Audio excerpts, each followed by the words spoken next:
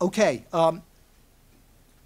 that's the basic outline of the system. In addition, as I indicated before, I would want there to be some kind of constitution to entrench certain rights.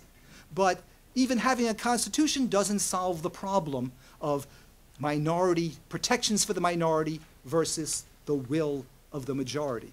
So, we have in the American Constitution, Congress can pass no law abridging the freedom of speech. It's sort of one sentence or half a sentence, but that doesn't mean there aren't very big debates. Well, what does that actually mean? Does it cover pornography? Does it cover slander? Does it cover, et cetera, et cetera? And so there are all kinds of complicated questions that are decided now by the Supreme Court. Okay. And the Supreme Court is problematic from a democratic point of view.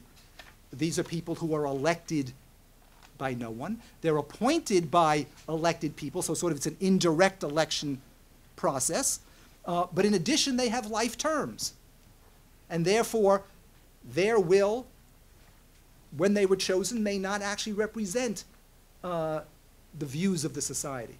But the reason this is a dilemma is if you say instead, okay, let's just have an elected Supreme Court, well, then what happens is people run for the Supreme Court saying, elect me and I'll put gays in their place. That is, if the purpose of the Supreme Court is to protect the rights of minorities, if they're elected by the majority, that could be a problem. Okay? So what do we do? How do you solve this dilemma? And there's no simple solution. My suggestion is that there's a lot of evidence that shows that people have much more tolerant and thoughtful views, not when you ask them a quick public opinion poll question, do you believe in gay marriage or whatever, but when you bring people into a room, you give them a lot of background information and you let them talk and deliberate for a while. That is, they don't have to be trained Supreme Court judges or lawyers to benefit from deliberation. And so it seems to me I would treat this like the jury system. Okay? Well, the way we do juries is we say, we think these very crucial issues of is someone guilty or not, should they go to prison or not, these can be decided by the common person. But we're going to put them in a room and let them deliberate. And so I would replace the Supreme Court with a randomly drawn cross-section of the population that will deliberate and try to make those decisions so they represent the population because they're drawn from them, but they're not sort of running on a ticket of, I'll keep this group down or whatever. They're going to deliberate, and perhaps that will be a way to protect the rights of minorities while still allowing majority rule not to be thwarted. Thanks.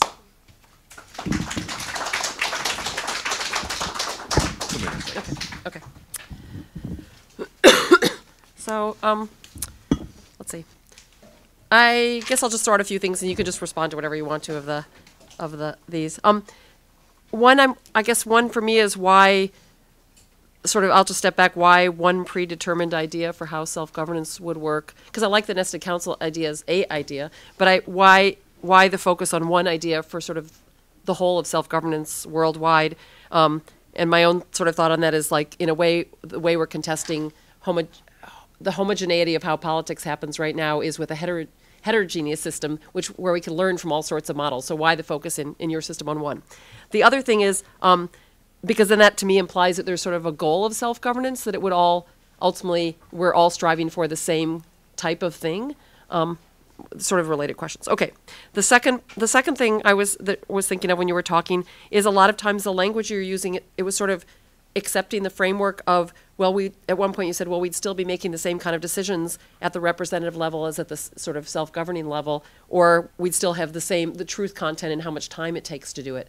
But I actually think the reason it seems like self-governance takes more time is because when we either just drop it in on society as it is right now, it would. But how does this fit into sort of the whole of social transformation and people's getting better at it or being more efficient at it or all sorts of other ways?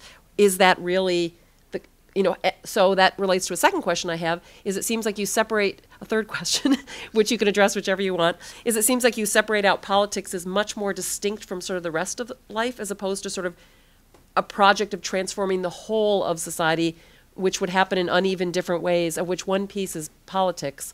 But I know it fits into a larger system of Paracon, looking at all sorts participatory economics, participatory other realms of life.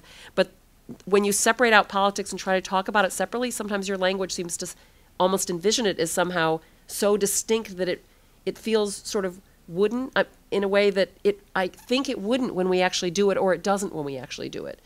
So how does a model account for that? And the last thing I just wanted to throw out, neither of us talked about, is the question of secession, which I actually think is really provocative. Is like, I actually think there should be forms of self-governance and secession. And how does that look? And neither of us actually talked about that, which is, I think, provocative for both of us to think about.